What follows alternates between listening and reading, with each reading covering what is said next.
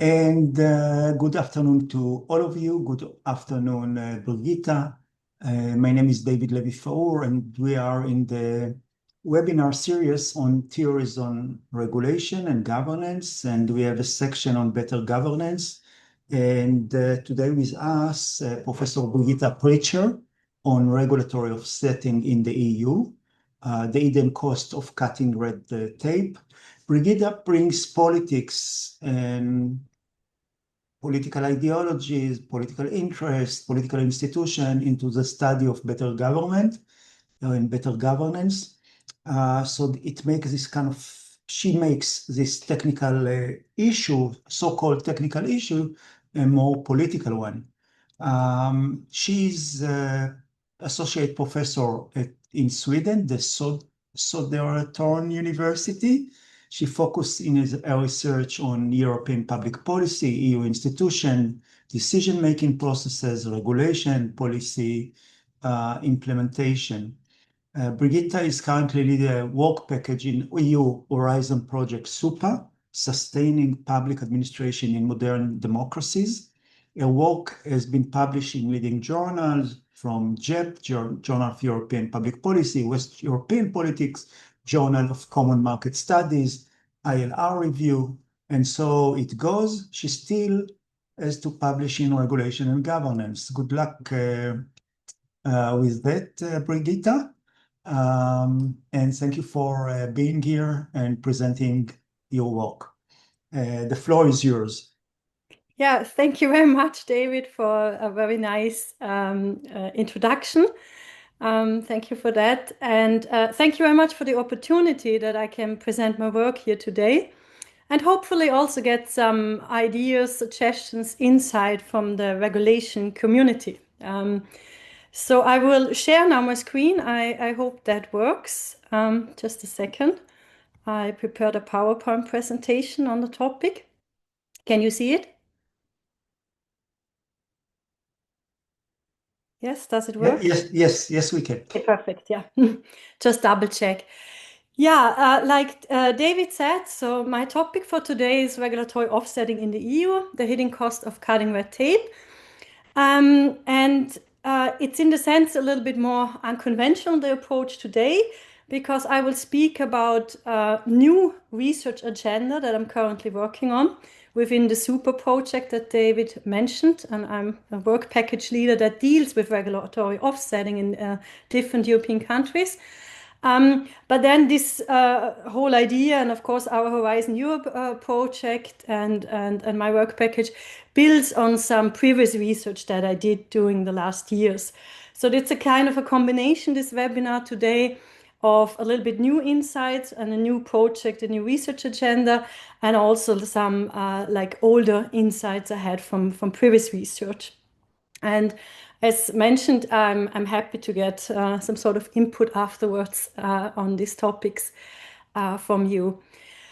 So what is regulatory offsetting? I thought to start a little bit with that.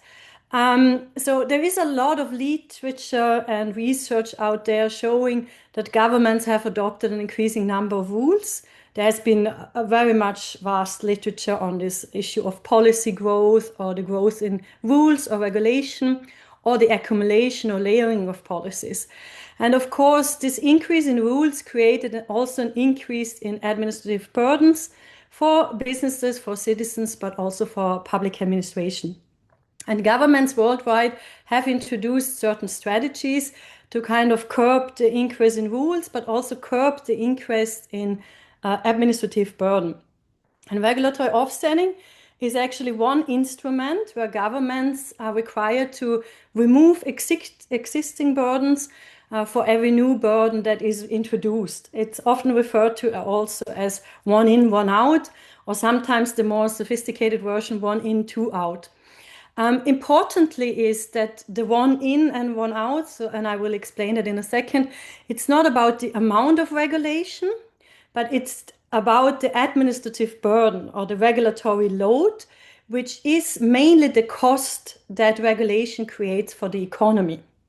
So you can see it as, we all know, regulatory impact assessment as some sort of meter regulation, and you can portray this offsetting scheme as another type of meter regulation that tries to balance the regulatory load, one could say. So going into this, like more what offsetting is and what it isn't, because there is a misunderstanding out there often that it is about rules, that for every new rule that is introduced, one other rule should be removed. And here the focus would be on the rule count, or the counting of legal acts. So it's the number of regulation. But that is kind of a misunderstanding, so to say. And I think it comes with this wording, one in, one out. So everybody thought it must be the rules.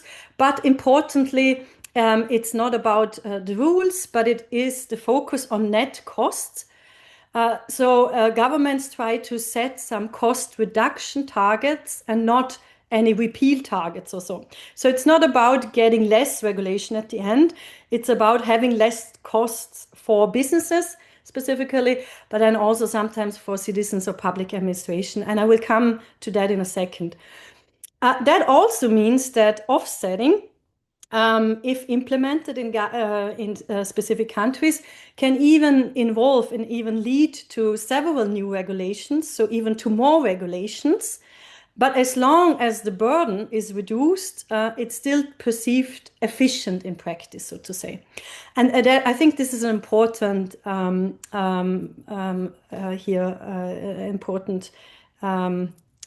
correct interpretation. So we in the super project, and I'm this work package leader for work package 2, where we look at regulatory offsetting schemes, and we look in this connection on different offsetting schemes worldwide. And here you can see a little bit of overview of countries that have offsetting schemes in place. Basically, before our research, there have been some reports on offsetting from the OECD, but also from the European Parliament recently, on what offsetting is and explaining, so to say, the mechanism. Then what I show you now is basically our own data from the Horizon project that we gathered. It's qualitative data, so we looked at all countries that have regulatory offsetting schemes in place. And read basically the legal documents and also the policy documents, why they introduced the schemes, what are the main motives behind, and so on. And we did that via qualitative content analysis. When we look here, then we see that most countries introduced some sort of offsetting scheme. Here it says 1 in, X out, because sometimes countries have 1 in, 2 out, 1 in, 1 out, or 1 in, 3 out. So it can be different ambitionness in the system. But here you can see that mainly all have been introduced between 2010 and 2020. The EU, which I will come later on as some sort of case study, introduced it in 2090s. And you see in red some countries, and these are the countries, except for the EU level, but these are the countries that have already abolished or discontinued regulatory offsetting schemes due to different reasons. So if we look at the motives, so why would we include such a regulatory logic that is very cost-centric? So what was the aim of this meter regulation? Then we can see that all the countries have similar motives. It's about increasing competitiveness, improve digitalization, boost trade, but also reduce trade barriers, and try to align the strategies with respective allies. So basically have some sort of harmonized regulatory environment, one could say. But of course, it was argued also that this is kind of more as a symbolic nature than it has any effect as such. And then when we look at the different designs, and we're working on that now, so this is just like work in progress, you can call it, and we're working on that. So if you look at the different countries, and we look at all countries that have regulatory offsetting in place or had in the past, then we can see that there are differences in the design of these schemes.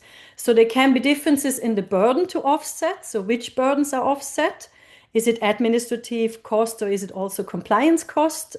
We call it here substantive costs. So these are the compliance costs. Then it's a difference within the scope. Is it secondary or primary legislation?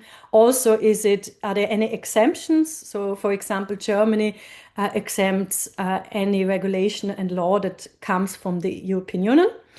Then we looked at the timing. Is there a time frame in which this offsetting should take place? Then what is interesting to see is there are many different ways and different forms of monitoring, enforcement, compliance, evaluation.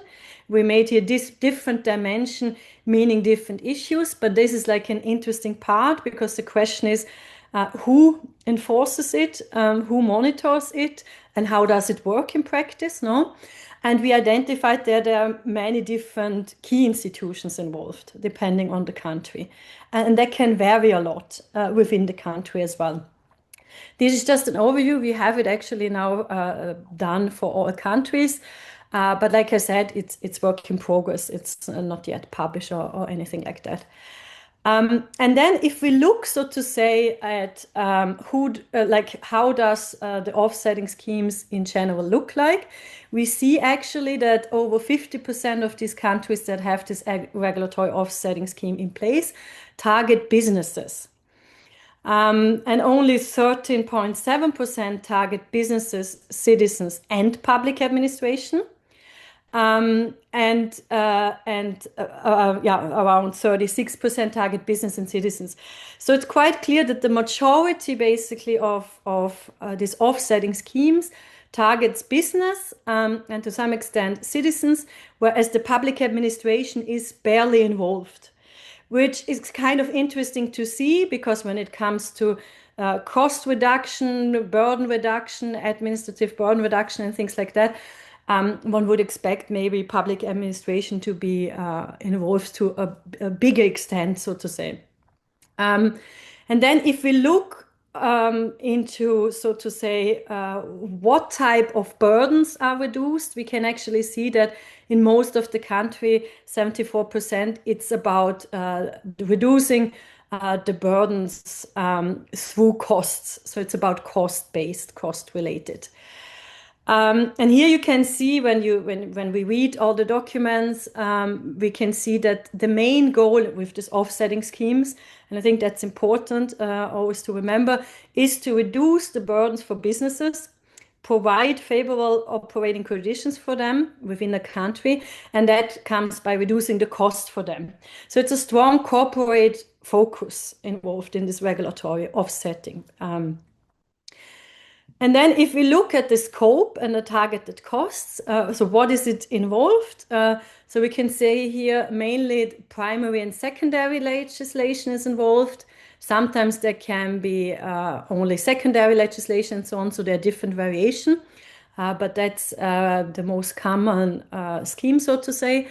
And if we look at the costs, so what type of costs are involved? What type of costs are we talking and should be offset, so to say? And here it's about the administrative burdens and the compliance cost. And what is meant by that? So that is, on the one hand, administrative costs that one needs to actually implement the new law. So we have the adoption costs, but then we also have the costs that actually occur due to a new regulation. So it's both costs that are taken into account. Yes. And my idea was now to look closer to the EU level because these regulatory offsetting schemes you have seen, they have been introduced at different times. And in the project, we are right now conducting interviews in Germany, Denmark, France, and Spain on their decision-making, so to say, on these regulatory offsetting schemes, how it's implemented, how it's applied, and also enforced, and what are the consequences of this cost-centric logic for regulation in general in these countries. But that is work in progress. And what I did so far, so to say, was looking at a specific case, and that has been the EU level, so the European Union, and offsetting there. And I would like to come to that now to give you some insights from my previous research and also maybe interesting research agendas and avenues. So I wrote one report on EU better regulation because regulatory offsetting scheme, it's always part of some regulatory program, some bigger program. It's one instrument, one meter regulation, one can say. But then, of course, this is embedded now in a wider program, in a wider logic. At the EU level, it's called the Better Regulation Agenda. In many countries, they took that over, better regulation, but there can be different programs and agendas. And here's a report I would like to share with you, because here I looked, so to say, on the better regulation of the European Union over time. And here you can see, as some sort of theory, I used Deborah Stone, the policy paradox. And I was interested how the narrative evolved in better regulation over time at the EU level. And to figure that out, I took all official Commission documents from the 90s to 2025, communication reports, core votes, strategies, and so on. So everything that actually involves better regulation. And I took Stone's policy paradox as some sort of analytical framework by looking at how is a policy problem portrayed, how is it presented in the official documents, for whom is it a problem and who is most affected by the problem, and then based on that, what has been the policy solution and what are the aims of the policy solution, and do this solution also target maybe specific groups and who is affected, so to say, by this solution. And again, I did this qualitatively with using a semi-automatic content analysis in Atlas TI I work with. Yes, and here a little bit my findings, what I found in this previous research I did basically last year and the year before. And what is interesting when it comes to the EU level is that we actually see in the 1990s very much in the official documents that there have been a discourse on portraying EU legislation as too complex and too intransparent for citizens. So the idea is, or was at that time, to make it more accessible for citizens and try to make it more easy, like less complex in a way. But that narrative, and this is interesting to see within the official documents, that narrative changed in the early 2000s as presenting legislation more and more as a burden. And the wording burden is already implies something negative. So it's a burden and a burden for businesses. Then you maybe know that at the beginning of the 2000s, there has been this high-level group under Edmund Stoiber. And the idea was to try to simplify EU legislation very much. And there has been kind of a strong deregulatory push where we have seen that here it was argued very much that there is too much burden on businesses. It should be offset. And actually also this report, they had an end report at the end of their work in 2014. And the end report mentions for the first time regulatory offsetting as a mechanism to reduce the burden and the cost for businesses.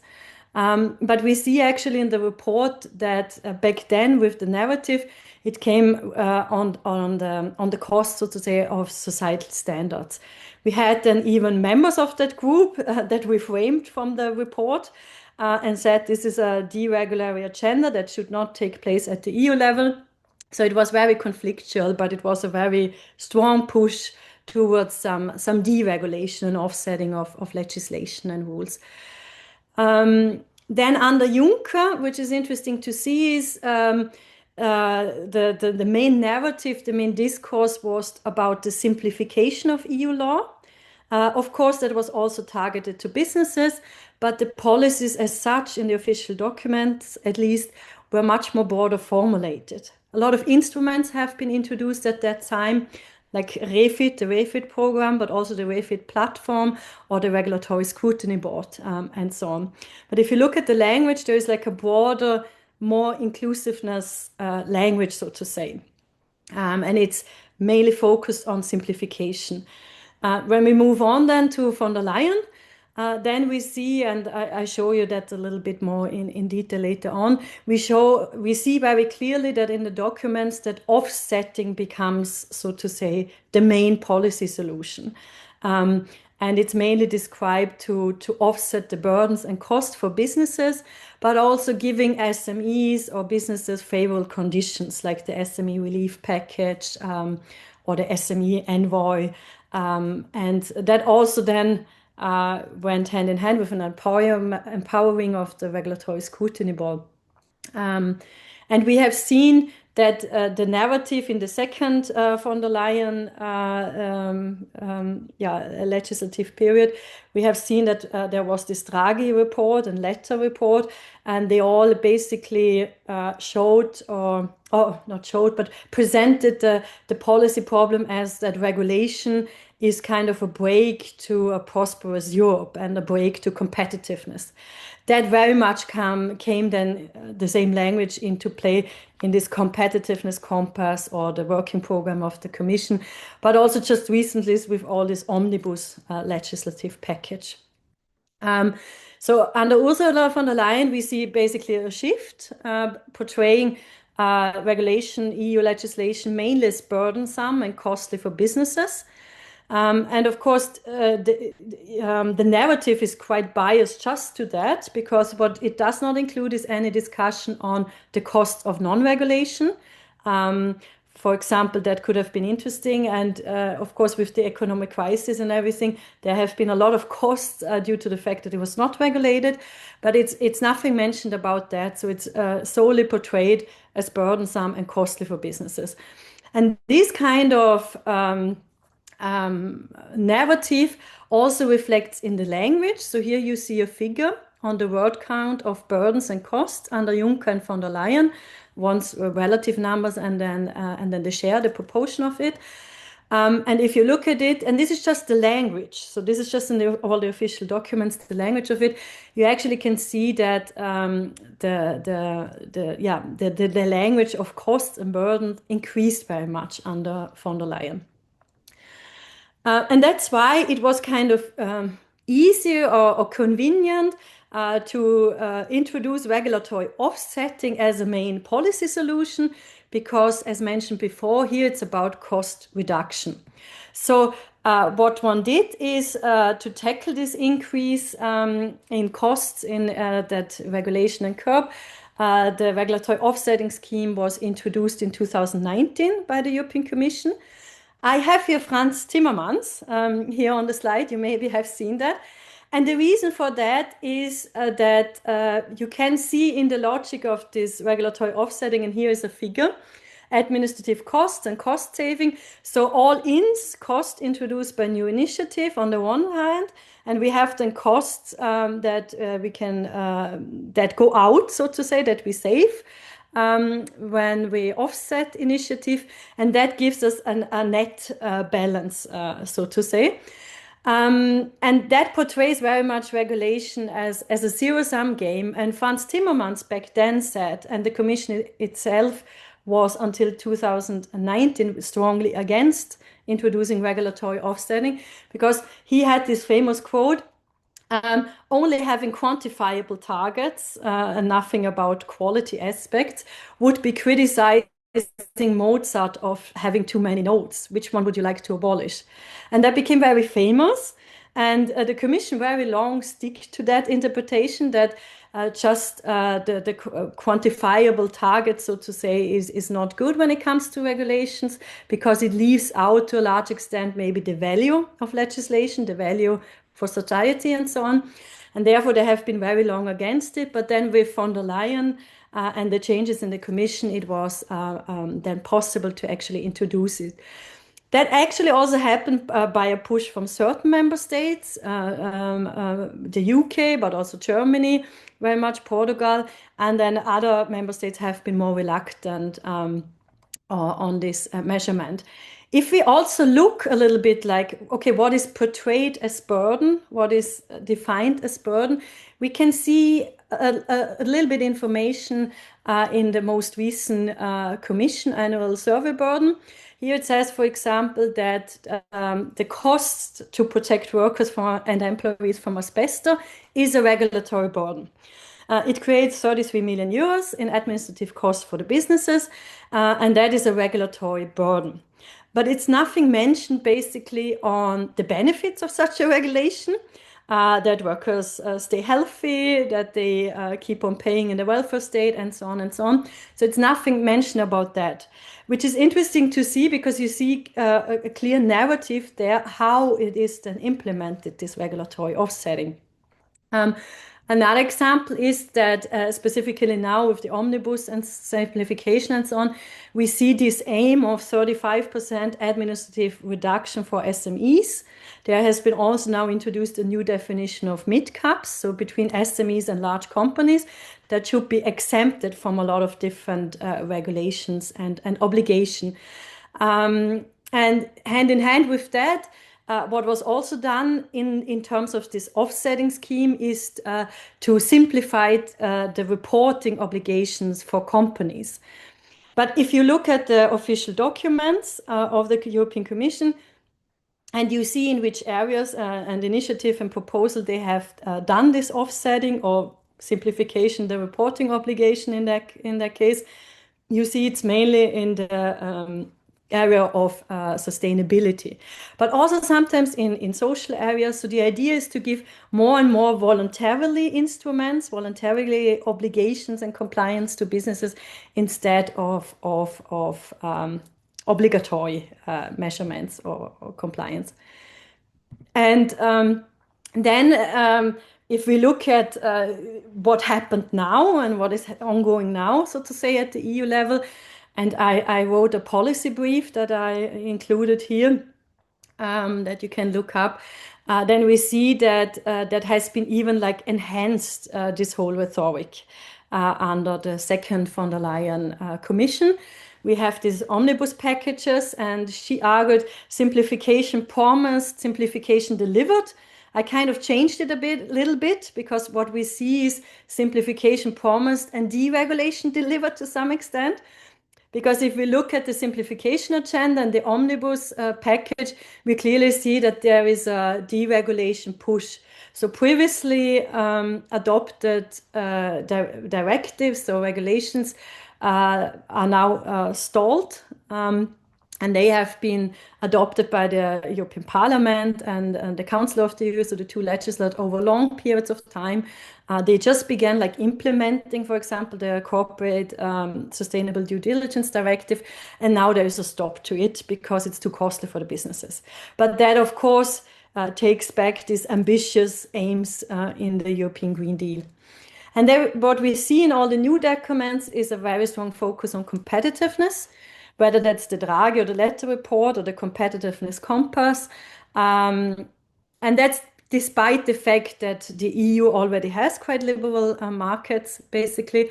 And again, this narrative regulation is portrayed as a burden, ignores, of course, any positive effects of regulation. That regulation is a response of governments, also the EU, to challenging times, to also raise standards, social, environmental standards, or economic outcomes. So the positive role of regulation is nowhere mentioned anymore. So it's really portrayed as something negative, a burden.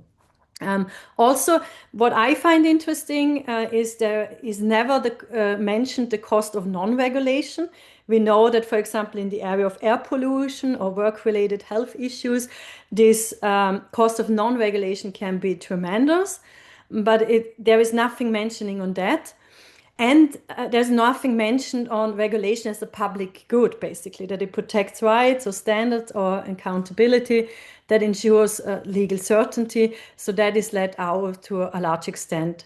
Instead, the overemphasis is on less bureaucracy, and that risks undermining certain elements of democracy, so to say. And Here is my last slide, and here it's about regulatory offsetting in the EU. So if we look like how is it implemented, how is it applied, we see a structural bias. It favors the idea of deregulation.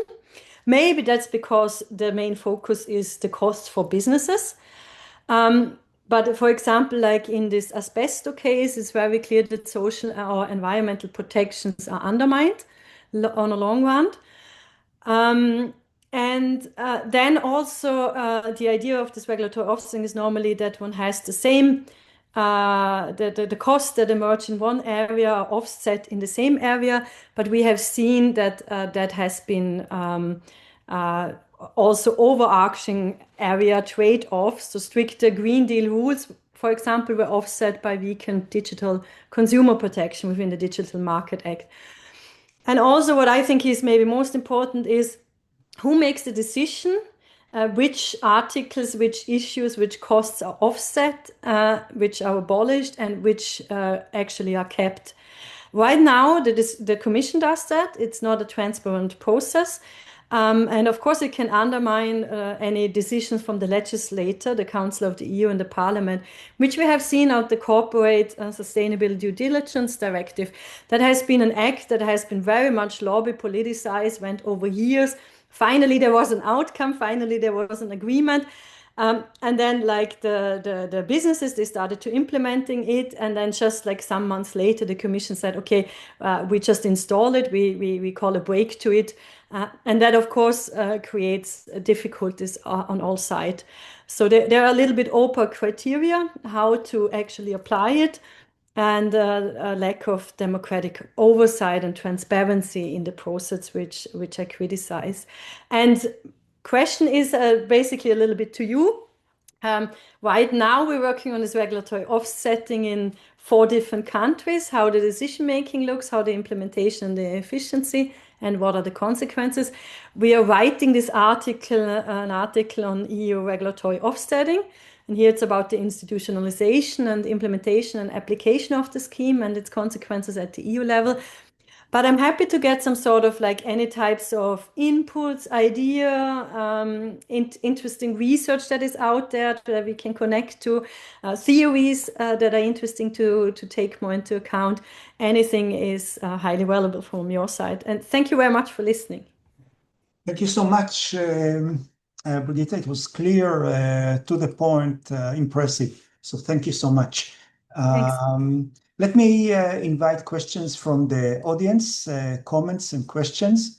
And until people will raise their hand and I will see them, I will start with my own. And the question is, to what extent this regulatory offsetting is part from a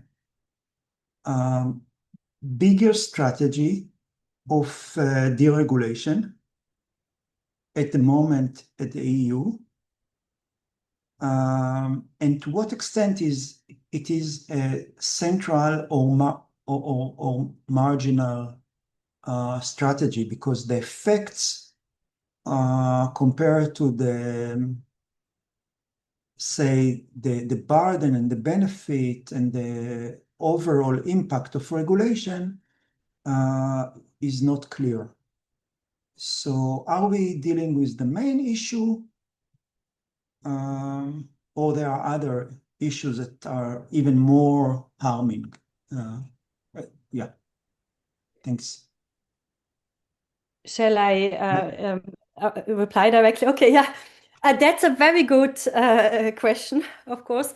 And we also see that in many countries, they have a clear deregulation strategy, and they call it like that too, where regulatory offsetting is one instrument out of several. And I agree, so it's a part of a bigger strategy.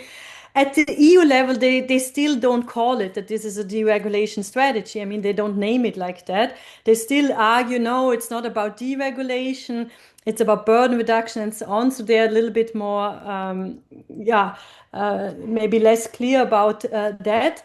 But I think that over time, if we look at EU better regulation, as the overall program or the overall strategy, one can clearly see that it goes more and more towards deregulation. And it seems to be that this regulatory offsetting is kind of a handy instrument where one can hide behind a technical instrument that is so much needed because Europe needs to be more competitive and so on. So it's a technical instrument one can hide behind, but has become like a major instrument to implement the deregulation, I think. A major one. Yes. Can you compare it to other instruments, or Yes, I mean, that's difficult? yeah, I mean, if to other instruments, I mean, what type of instruments do we have? We have the impact assessment at the DGs. They make the cost estimates. They did that always, and this is of course based on their cost estimate. Then we have the RSB to review and scrutinize it, giving an opinion, negative or positive on that. And then we have the overall strategy of better regulation. No? And in that, I think regulatory offsetting, the RSB, for example, or the DJs, they are now, first it was a little bit open if they apply or not regulatory offsetting. So they could do it when it makes sense, but not if it doesn't. Now they're really forced to apply it and to strictly apply it mechanically.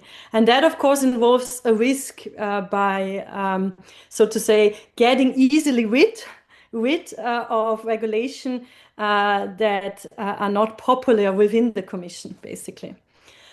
And then, of course, I guess it depends on the DGs, where it goes, where it lands, or the RSB as well, reviewing it and so on. But in many of these cases, we actually have seen that there is this neoliberal zeitgeist where there is a strong push for deregulation also within the Commission.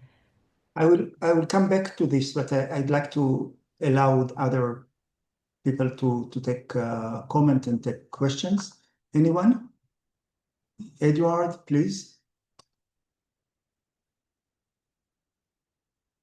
Unmute yourself. Yep. Yeah, I'm just curious to know whether you came across any examples of governments using consolidation practices as a means of reducing the number of regulations. I was involved in Ireland a long time ago in a program to consolidate all tax legislation. And the tax authorities claimed that this was a means of reducing the regulatory burden.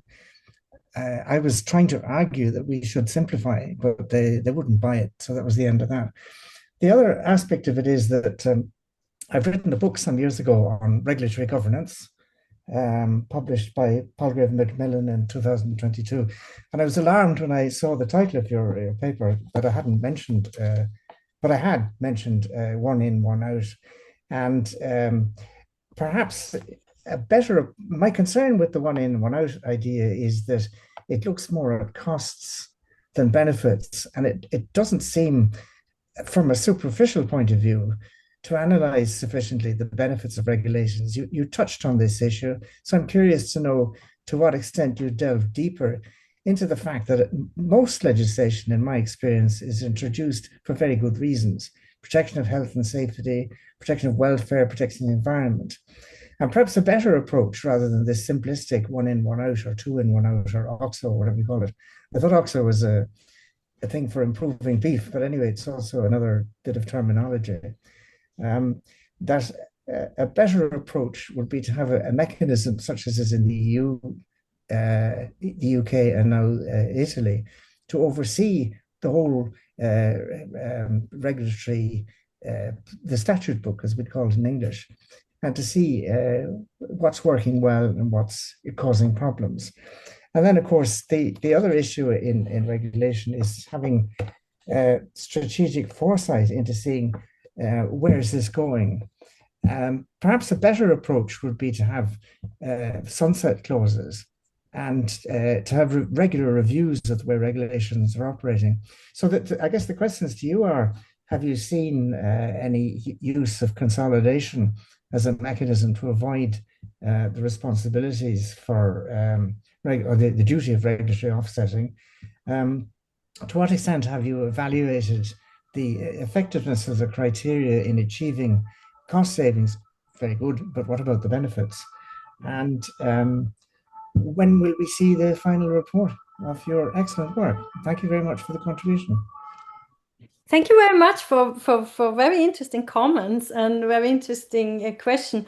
I just try to make it short on the question of consolidation, because that is a major question right now at the EU level when it comes to this omnibus simplification.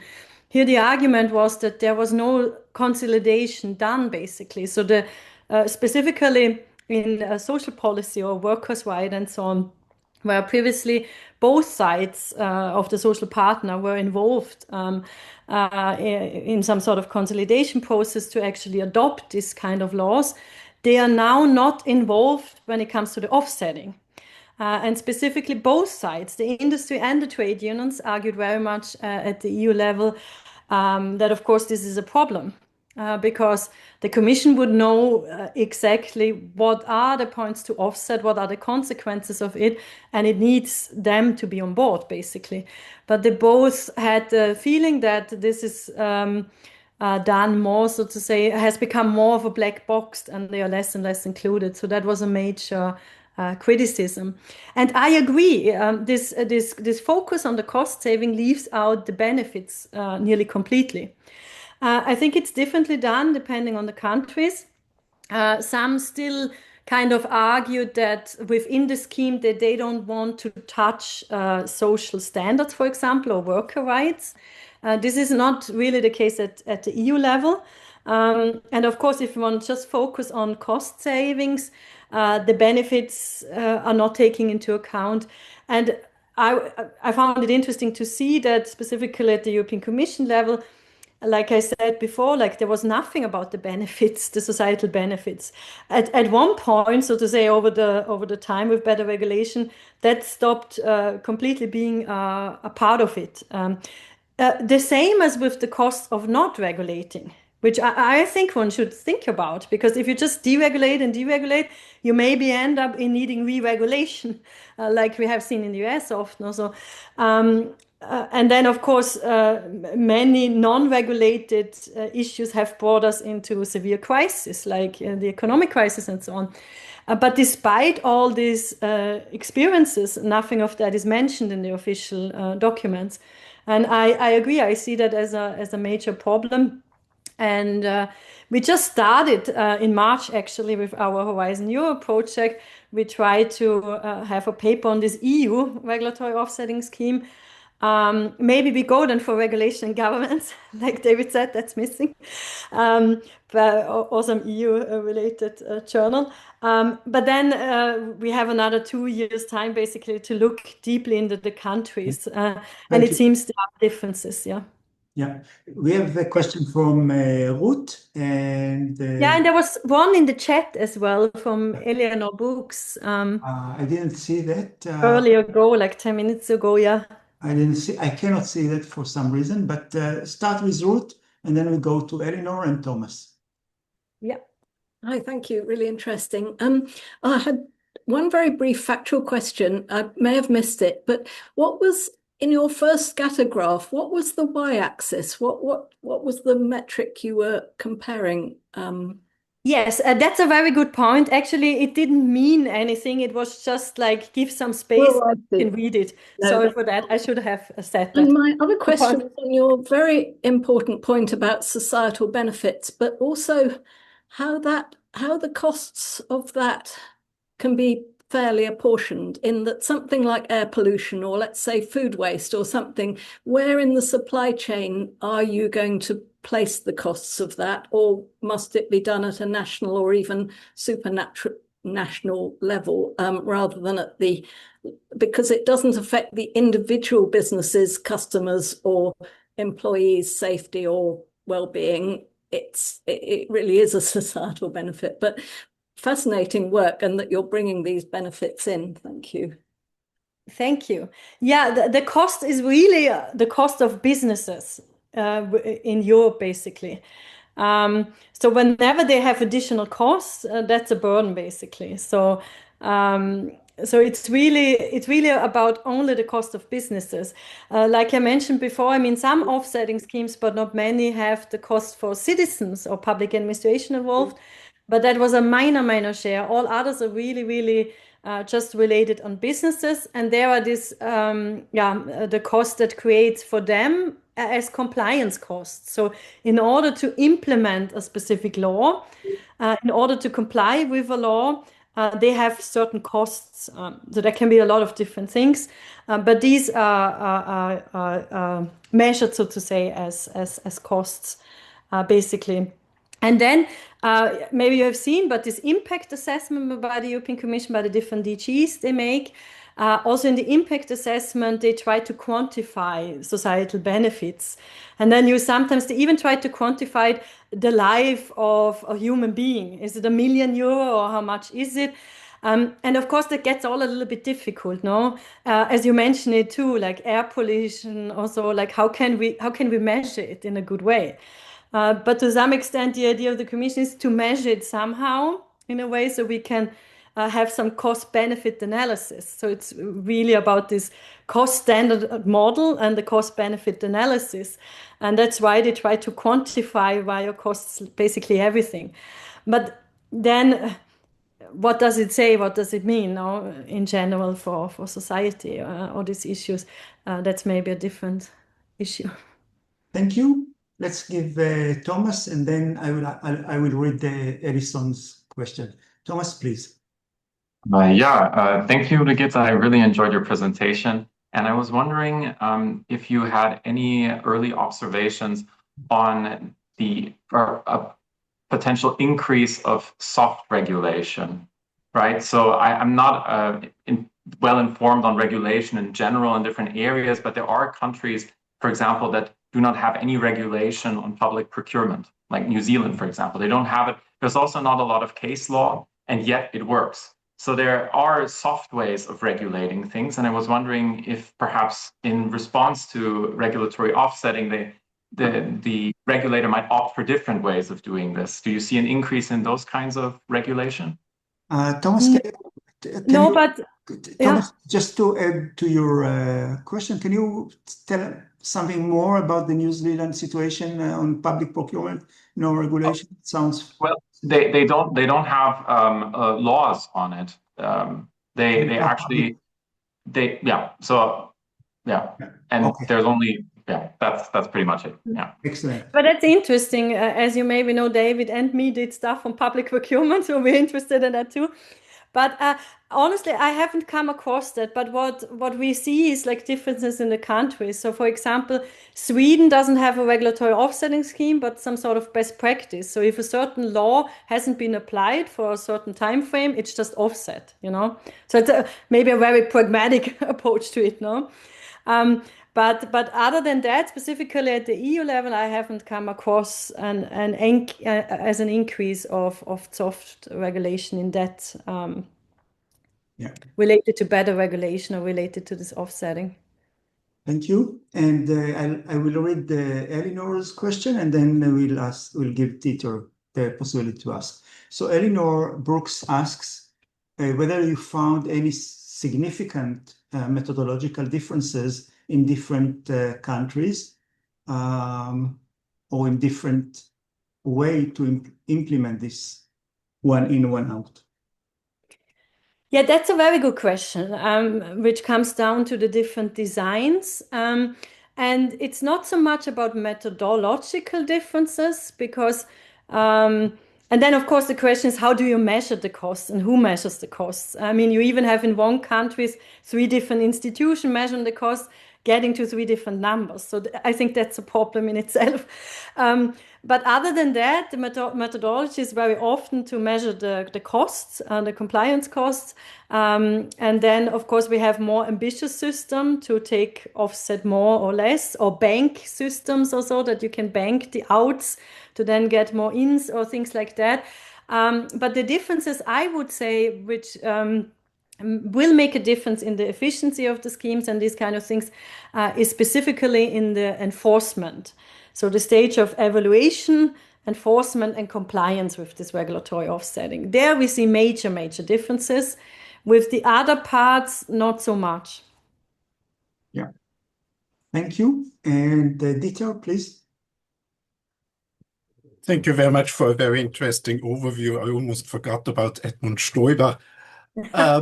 I was wondering, with your argument about the focus on deregulation, I clearly agree on that, and that the main pressure for that is most likely regulatory competition. But what about areas of where the European Union is pushing for deeper integration? So basically deregulation at national levels, re-regulation of European levels, very similar to what was already done in the 1980s.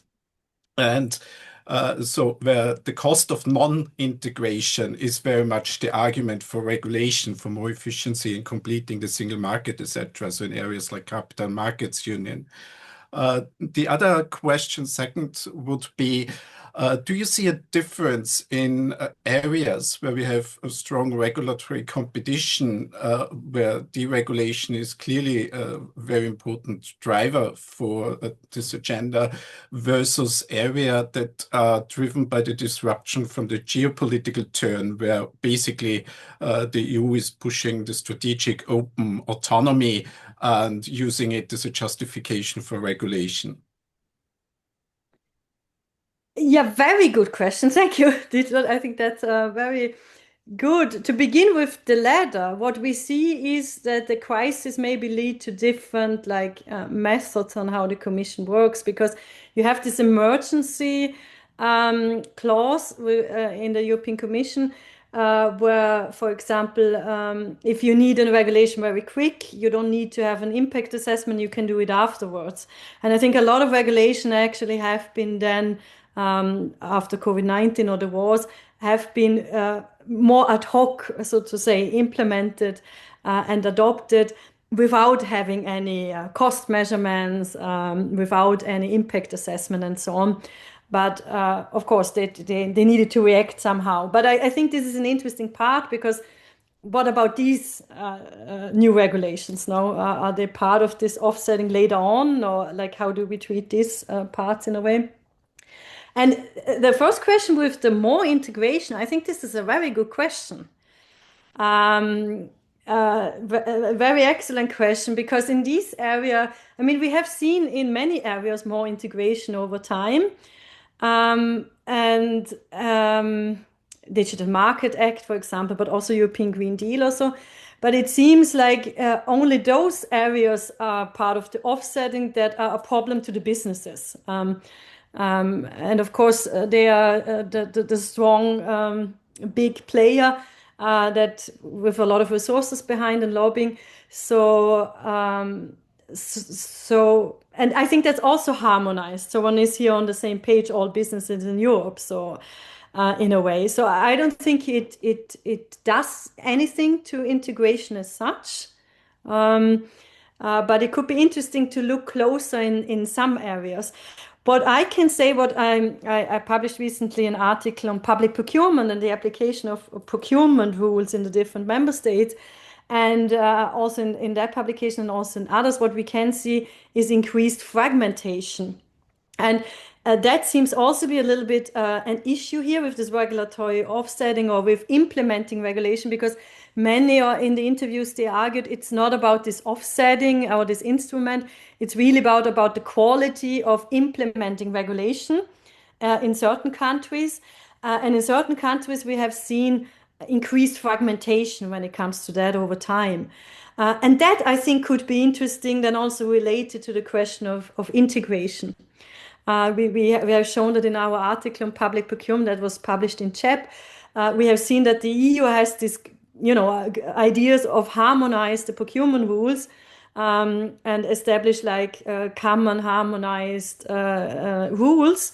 But then, as we see in the application, we see actually the opposite. We see an increase in fragmentation, despite of having the same rules. Because of the more flexibility that was granted to come to an agreement, and then this flexibility is dealt very differently depending on the countries. Yeah, that was just a thought. Maybe too much, sorry. Thank you so much, Brigitte. Just one thought on what you say. Is Europe still Europe and the US, or there is Americanization in this sense? And my feeling is that Europe is still Europe, but there was also excellent paper by Dan Kellman and others on the dangers for the Brussels effect. So they were pointing, I think it was foreign affairs or foreign policy, pointing into the dangers of Europe giving up on its regulatory standards and so on. But my feeling is that Europe is still there, is still Europe in this sense. But would you agree? Yes, I would agree. I mean, at the beginning of the year, it was interesting to see because Trump then in January announced 1 in 10 out, and he called it deregulation mechanisms. And of course, it was part of the Dodge and Elon Musk and so on. And then of course, we laughed about it because we were talking about 1 in, 1 out and so, and they come with 10 directly and so on.